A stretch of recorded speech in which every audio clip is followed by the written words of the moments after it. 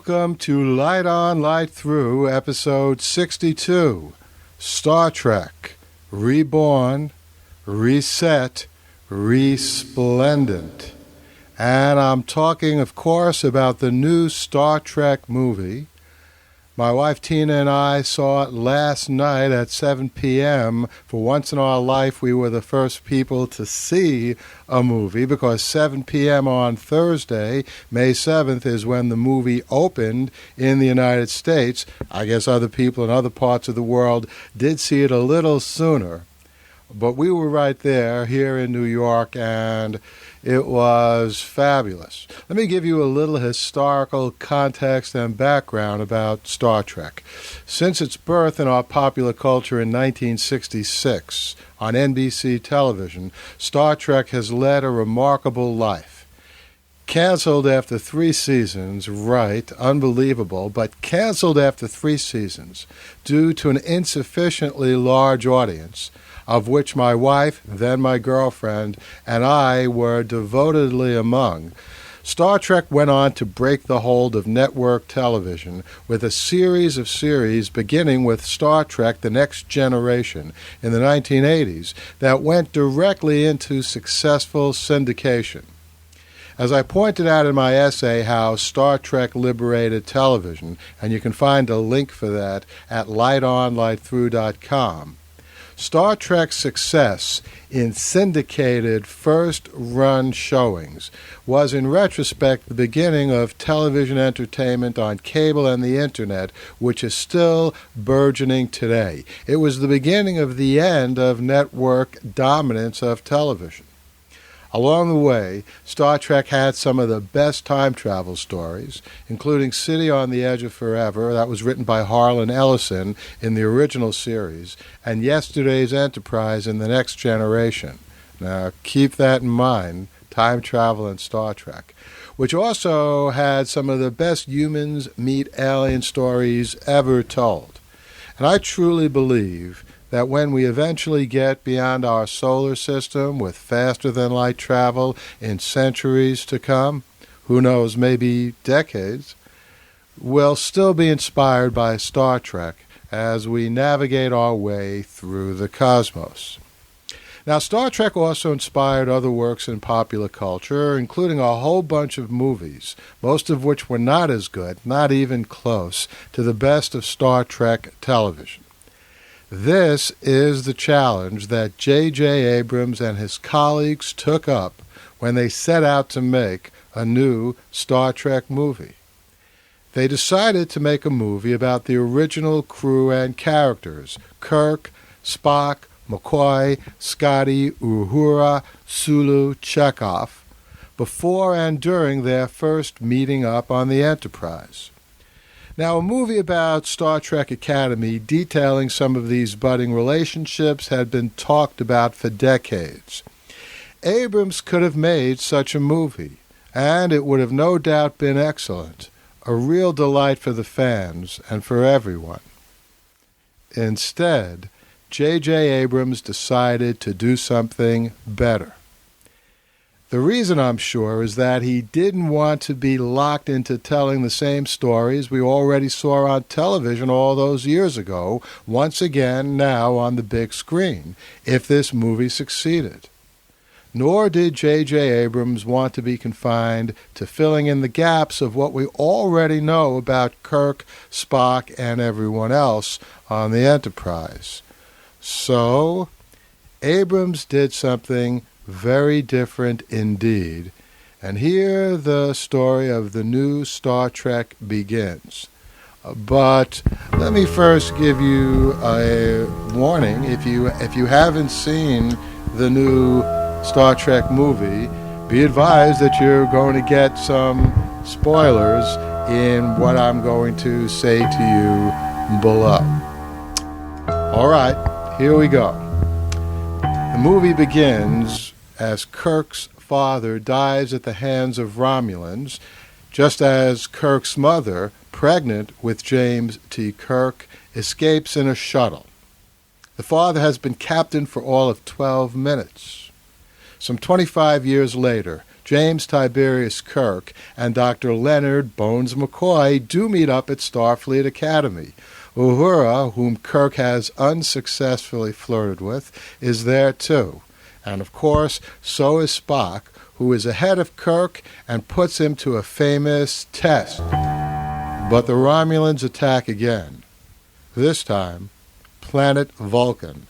Starfleet sends out a whole bunch of ships, including the Enterprise, with Captain Pike in command. If Captain Pike sounds familiar, he was in the pilot of the original Star Trek series, brought back in a great two-part episode called The Menagerie. And Spock is the science officer. By the time they get to planet Vulcan, though, Christopher Pike is in Romulan hands, and despite the best efforts of Kirk and Sulu, and Spock now in command, planet Vulcan is destroyed, and along with it, Spock's mother. Wait a minute. Vulcan destroyed? But didn't we see the planet numerous times in various episodes of various series of Star Trek? And didn't we see Spock's mother too? Of course we did. So, what's going on?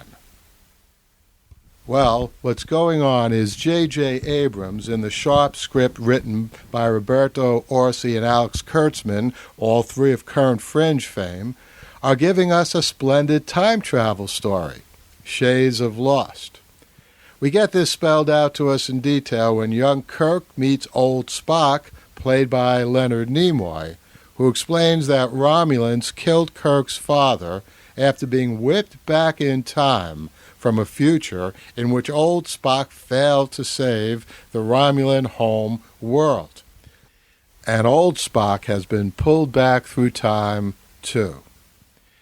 Now, I admit, if I were a sufficiently versed fan, maybe I would have noticed at the beginning that this was somehow another Star Trek universe, not the one we have seen on television and in theaters and read in books all of those years, because in those stories no one ever said a word about Kirk's father dying a few seconds after he was born.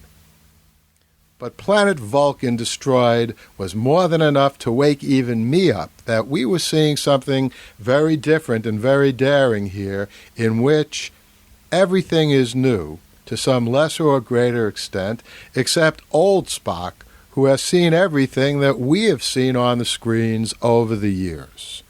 Young Spock, smartly played by hero Zachary Quinto, is also a new Spock, a Spock who has lost his mother and his planet, just as the new Kirk, perfectly played by Chris Pine, lost his father. And young Spock, call him Spock 2, now lives in the same version of reality, call it Universe 2, as does old Spock, call him Spock 1, who actually in the screen credits is called Spock Prime, which is another way of saying Spock 1. There are other nice differences. Spock 2 has a romantic relationship with Uhura, who's given a winning, sassy, refreshing performance by Zoe Saldana. But McCoy, wonderfully played by Carl Urban, you may remember him from Lord of the Rings, is just as sarcastically funny as he should be.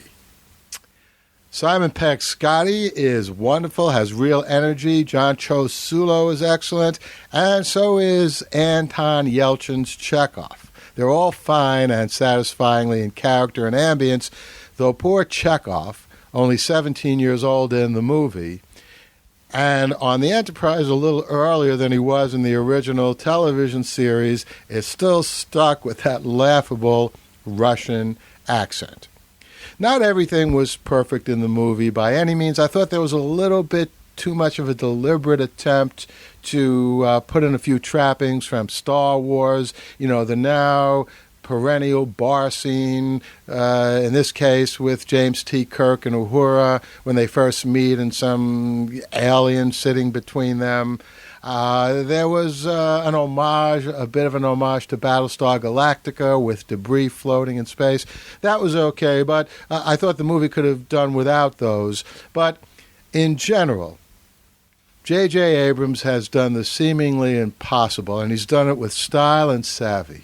He's given us a genuinely new Star Trek from the very beginning with a genuinely new story, and even given us a witness to the original that we all grew up with, to safeguard what we remember seeing on television and in movies. An original in the person of the original, older Spock, played by Leonard Nimoy.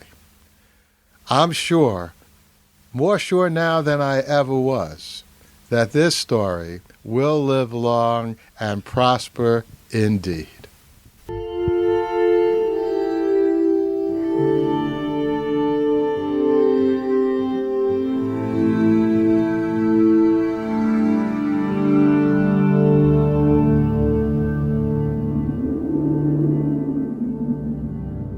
Athens, 2042 AD.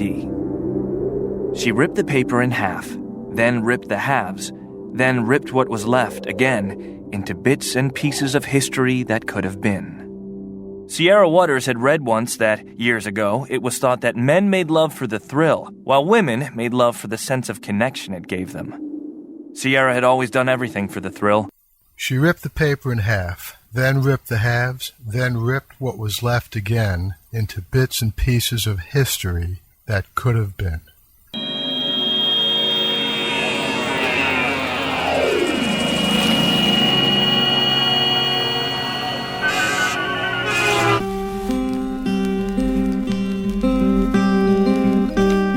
Entertainment Weekly says the plot to save Socrates is challenging fun. The New York Daily News says it's a Da Vinci-esque thriller. And Curled Up with a Good Book says Sierra Waters is sexy as hell. You can find out more about The Plot to Save Socrates by Paul Levinson at theplottosavesocrates.com.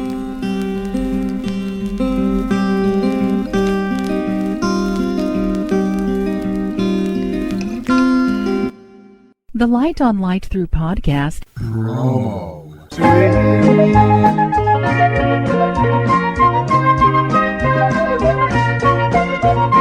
And that's the sweet music of our promo suite. And you're going to hear promos from Mike Thinks News, the savviest podcast in town. You're going to hear from the Night Guy in Israel.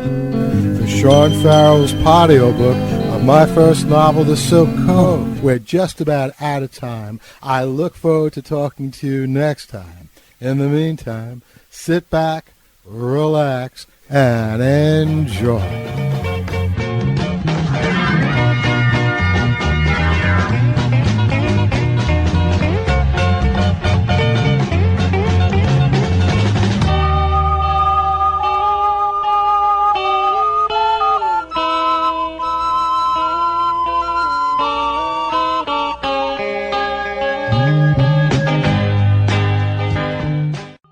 Check out the Mike Thinks podcast, www.mikethinks.com. News and current events with an opinion.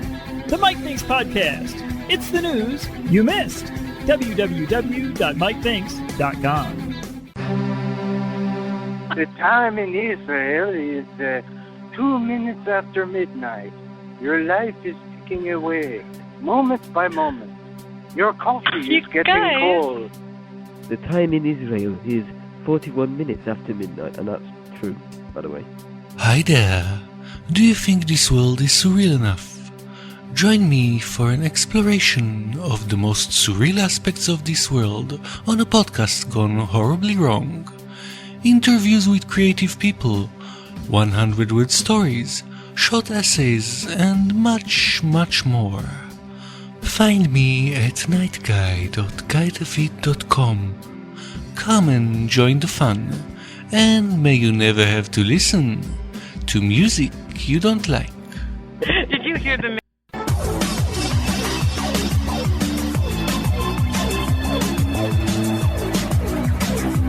The Locus Award-winning novel by Paul Levinson comes to life in this free podcast novel.